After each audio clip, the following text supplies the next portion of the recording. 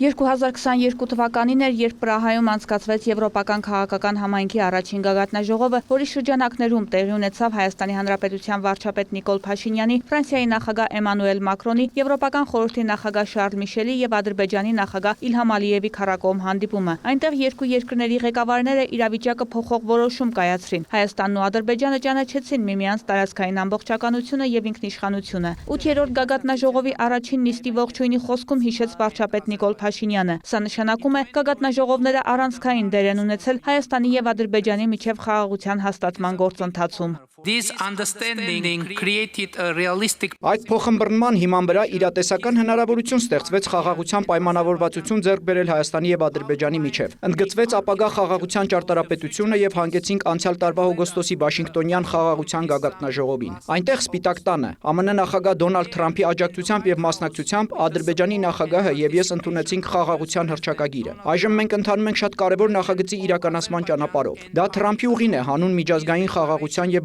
բարեկեցության, որը կնպաստի խաղաղությանը, ապա արգելափակելով տարածաշրջանի երթուղիները եւ ստեղծելով նոր միջազգային երթուղիներ արևելքից դեպի արևմուտք, հարավից դեպի հյուսիս, որն էապես կնպաստի մատակարարման միջազգային շղթաների կայունությանը։ Այժմ մենք ունենք խաղաղություն Ադրբեջանի հետ, արդեն 2 տարի է, ինչ որևէ մեկը չի տուժել Ադրբեջանի հետ փոխհրաձգության պատճառով, եւ սրանք աննախադեպ տարիներ են մեր անկախացումից ի վեր։ Առաջին անգամ նաև Ադրբեջանի նախագահը թեև հեռավար, բայց մասնակցում է միջոցառման, որը տեղի է ունենում Հայաստանում, շեշտեց վարչապետը։ Թվարկեց իրադարձությունները, որոնք դարձյալ առաջին անգամ են տեղի ունենում գագաթնաժողովի շրջանակում, ինչպես օրինակ Թուրքիայի փոխնախագահի այցը Հայաստան եւ իր երկկողմ հանդիպումը նրա հետ։ Մի շարք երկրների ղեկավարներ եւս առաջին անգամ են Հայաստանում։ Հետևաբար գագաթնաժողովը Հայաստանի համար պատմական է համարվում։ Thank you for co-authoring. Շնորհակալություն, որ համահեղինակեցիք այս պատմությունը Հայաստանի համար։ Իհարկե, այս գագաթնաժողովը կարևոր է միջազգային համատեքստի համար եւս, հատկապես հիմա, երբ աշխարհի առջև ահագնացող եւ բազմակի մարտահրավերներ են ծառանում Ուկրաինայից մինչև Մերձավոր Արևելք։ Ես հանդգնում եմ հուսալ, որ մեր քննարկումների եւ խոսակցությունների արդյունքում այս գագաթնաժողովը կարող է պատմական գագաթնաժողով դառնալ միջազգային խաղաղության եւ կայունության համար նույնպես։ Մեզ մաղթում եմ հաջողություն եւ հետեւողականություն այս նպատակին հասնելու ճանապարհին, որը պարտադիր չէ, որ Երևանում լինի, բայց հույս ունենք կլինի մոտ ապագայում։ It is historic because for the first time Պատմական է, որովհետև առաջին անգամ է, որ Եվրոպական քաղաքական համայնքը հանդիպում է այստեղ հարավային Կովկասում, Հայաստանին դնելով Եվրոպայի սրտում, հենց այնտեղ, որտեղ Հայաստանը պատկանում է հաշվի առնելով վերջինիս հինավուրց պատմությունը։ Սա պատմական է, քանզի այսօրվա գագաթնաժողովը հնարավոր է դարձել Հայաստանի եւ Ադրբեջանի միջև կնքված համաձայնության շնորհիվ, համաձայնություն, որը խաղաղության պատմություն է Եվրոպայի համար։ Այս համաձայնագրի շնորհիվ է, որ բարելավվել են հարաբերությունները Հայաստանի եւ Թուրքիայի միջև եւ այս տարածաշրջանն անցել է փոխակերպման ճանապարհ։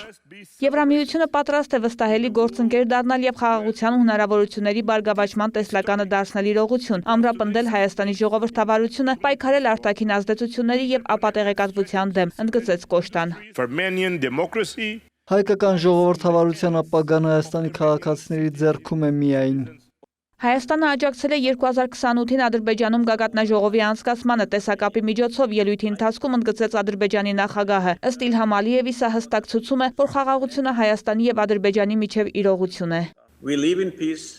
for only 9 months and we are learning. Մենք ավելի քան 9 ամիս խաղաղ ապրում ենք արդեն եւ սովորում ենք ապրել խաղաղության մեջ։ Անցած տարվա օգոստոսին Սպիտակ տանը Վաշինգտոնում Հայաստանն ու Ադրբեջանը ստորագրեցին ընդհանուր հռչակագիր։ Նախագահ Թրամփը որպես վկա նույնպես ստորագրեց։ Հայաստանի եւ Ադրբեջանի արտաքին գործերի նախարարները նախաստորագրեցին այս համաձայնագրի տեքստը եւ մեզ համար ու վստահ եմ, որ նաեւ մեր հայ գործընկերների համար խաղաղությունն արդեն իրականություն է։ Այդ փաստից հետո Ադրբեջանը միակողմանիորեն հանեց տարանցման բոլոր սահմանափակումները, որոնք դրված էին դեռ 90-ականների սկզբից։ Այդ պահից ի վեր մի քանի հազար տոննա բեռ Ադրբեջանի տարածքով հասել է Հայաստան։ Ադրբեջանն ավելի առաջ գնալով սկսել է առաջին անգամ դեպի Հայաստան մատակարարել նավթամթերք, բենզին եւ դիզել։ Թրամփի ուղի հանուն խաղաղության եւ բարգավաճման նախագիծը հասնելու է Հայաստանով դեպի Նախիջևան եւ դառնալու է միջին միջանցքի մի մաս։ Չնայած բոլոր այն մարդկանց ջանքերին, որոնք փորձում են խաթարել այս գործընթացը, Ադրբեջանը միտված է խաղաղության օրակարգին եւ իմ հայ գործընկերոջ ելույթը շատ հստակ դա ընդգծեց։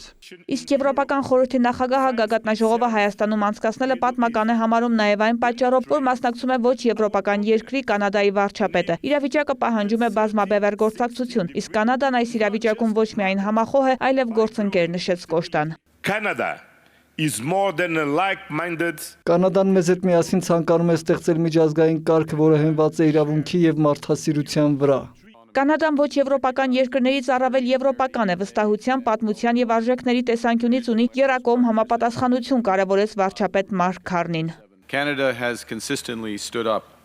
for these values, including Կանադան մշտապես եւ շարունակաբար պայքարել է այս արժեքների համար, այդ թվում նաեւ վերջին տարիների ընթացքում մենք միակ ոչ եվրոպական մասնակիցն ենք, որը եվրոպական առաքելություն ներկայություն ունի Հայաստանում։ Աշխարհը հիմա մի քանի ուղղություններով խզվածքի մեջ է եւ տեխնոլոգիական իմաստով, եւ էներգետիկ, եւ առևտրային, եւ աշխարհաքաղաքական։ Մենք առաջին ոչ եվրոպական երկիրն ենք Եվրամիության ապահով նախաձեռնությանը մասնակցության առումով եւ անցյալ տարի 18 միլիարդ դոլարի կրիտիկական հանքանյութերի գործարքներ ենք կնքել աշխարհի 20 առաջատարների հետ, ինչպես ենք մենք սա անցալում, որ մենք սրանք պահեստավորում ենք, որպեսզի ձգտենք կառավարությունների միջև սև գործընկերային համաձայնությունների եւ խոշոր յոթնյակի խորագրի ներքո առաջին հերթին, բայց նաեւ ավելի լայն ձևաչափերով։ Հայաստանին եւ Ադրբեջանին խաղաղություն մաղթելով սկսեց իր ելույթը Ուկրաինայի նախագահ Վոլոդիմիր Զելենսկին։ Ընդգծեց Հայաստանն այսօր հանդես է գալիս բոլոր եվրոպացիների հետ միասին եւ առաջին անգամ է, որ 24 տարվա ընթացքում Ուկրաինայի նախագահը այց է կատարում Հայաստան։ Սա նշանակալի փաստ է եւ ցույց է տալիս միասնականության մասշտաբը նրանց, որոնք արժևորում են կյանքը։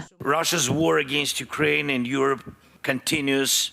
Ուկրաինայի դեմ Ռուսաստանի պատերազմը շարունակում է նույնքան կատաղի լինել, որքան նախկինում եւ այս ամառը լինելու է վճռորոշ, երբ Պուտինը պիտի որոշի, թե ինչ պիտի անի, պիտի ինլայնի պատերազմը, թե պիտի անցում կատարի դիվանագիտություն։ Մենք պետք է նրան մղենք դեպի դիվանագիտություն, կխնդրեմ, որ սրա կարևորությունը բոլորս ընդգծենք։ Շնորհակալություն բոլոր նրանց, ովքեր պայքարում են Ռուսաստանի ստվերային նավթային նավատորմի դեմ։ Քանի դեռ այս պատերազմը շարունակվում է, ցանկացած պաշտպանական աջակցության ծրագիր կարևոր է եւ այս տարվա այս մայիսի Թեթը օգնելու է մեզ հրթիռային սպառնալիքների դեմ պայքարել։ Ես կարծում եմ, որ մենք պիտի կարողանանք արտադրել այն ամենը, ինչը որ անհրաժեշտ է պաշտպանվելու հրթիռային բոլոր արձակումներից եւ այլ սպառազինություններից։ Օդում, ծովում եւ ցամաքում կարևոր է ցանկացած պաշտպանական միջոց, նշեց Զելենսկին։ Նաեւ հարց բարձրացնելով, թե ինչ են անելու, եթե Ռուսաստանը չավարտի այս պատերազմը։ Ըստ նրա, լուծումը դիվանագիտական ձևաչափն է, ընդ որում ցանկացած բանակցության ժամանակ Եվրոպան պիտի լինի սեղանի շուրջ։ Վարդուհի Արզումանյան, լուրեր։